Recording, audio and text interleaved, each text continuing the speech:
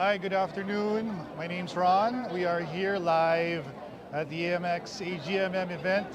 We're doing the podcast called Power Insights for PEMC, the Philippine Electricity Market Corporation. With us is a member of the Market Surveillance Group, Engineer Art Escalante is with us. Engineer, mayong hapon. May nga po, Sad. So, uh, tell us a little bit about the wholesale electricity spot market. Okay, if people are watching right now and they don't have an idea of what happens in the power industry, what is the wholesale electricity spot market? The wholesale electricity spot market is the central stations for both sellers and buyers of electricity or power as a commodity. The power is Sige, sold I think as we a can do a quick commodity in run that through WESM. of the It is where you have the afternoon's buyers and program. sellers of that Mr. Liz, power okay po, we can as do a a run. commodity. Alright. Engineer, why is it important sige. to set this up? Kasi So- yung WESM, it came from the law that was passed in 2001 called IPIRA. Yeah. That's the Electric Power Industry Act. Tama ba, sir? Yeah, it's IPIRA law in 2001, 2001. but WESM was established first in March 2004. Okay. Tapos, what is the rationale behind setting up a WESM, sir? Bakit? What's the advantage of having that? We need to safeguard the consumers on the price of electricity. That's the primary purpose of WESM. So that Filipino consumers should not be billed excessively by the generators. So it is in WESM that we put cap on the maximum amount of power or energy that must be sold to the Filipino consumers.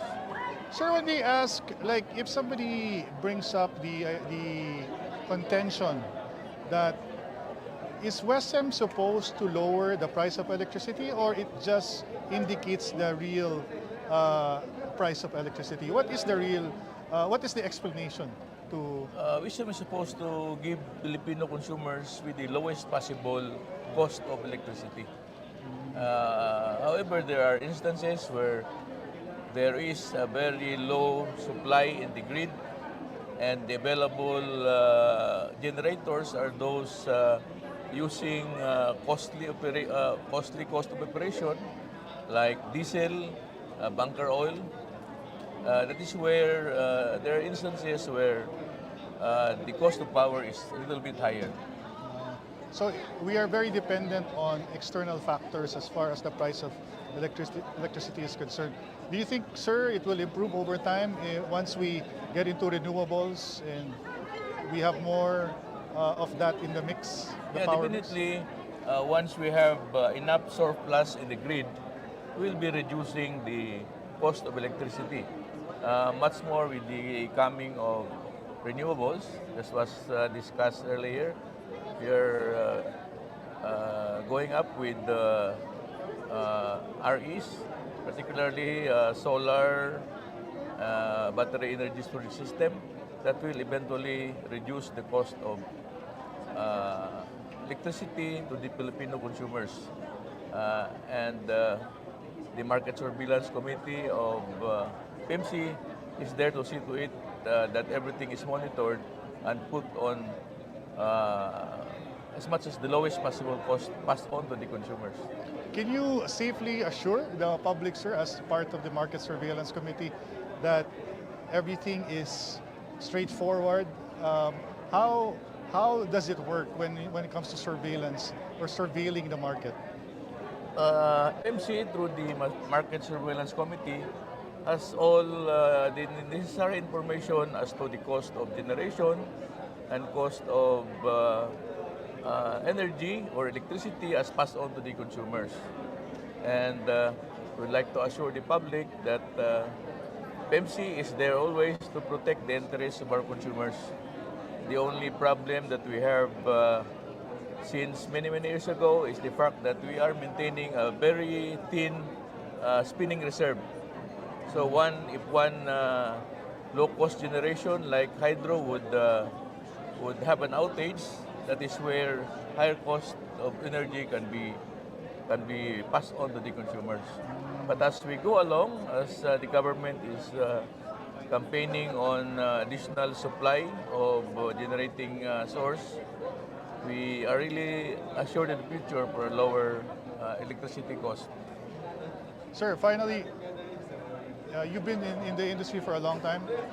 Are we better off now after Ipira, or was it a lot worse back in the day, back in the 90s when there were a lot of brownouts?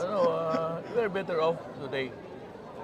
Back in 1986, when we have brownouts all over, when President Ramos came in, he has to scramble and get for independent power producer just to cope up with the demand. Now we are better off. And the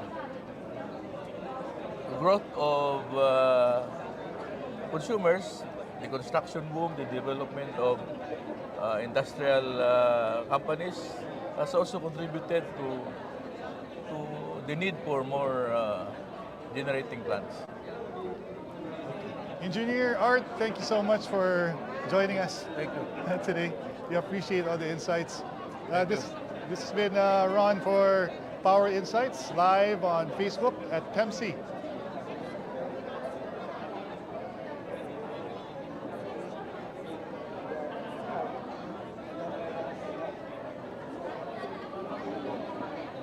Thank you. Thank you. Amazing. Salamat po.